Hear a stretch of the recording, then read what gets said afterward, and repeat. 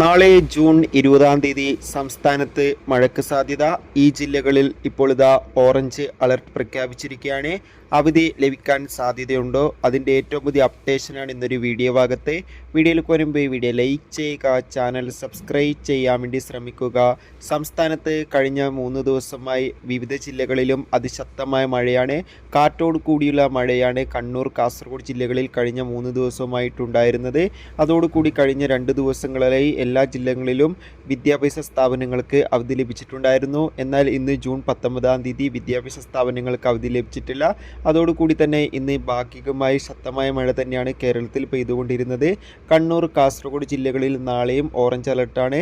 വിവിധ ജില്ലകളിൽ നാളെ മഴയ്ക്ക് സാധ്യതയുണ്ടെന്നാണ് കാലാവസ്ഥാ നിരീക്ഷണ കേന്ദ്രം അറിയിച്ചിട്ടുള്ളത്. അതോടുകൂടി തന്നെ നാളെ ആലപ്പുഴ താലൂക്കിലെ ആലപ്പുഴ ജില്ലയിലെ കുട്ടനാട് താലൂക്കിലെ വിവിധ വിദ്യാഭ്യാസ സ്ഥാപനങ്ങൾക്ക് അവധി ഉണ്ടെന്നാണ് അറിയാൻ വേണ്ടി സാധിച്ചിട്ടുള്ളത്.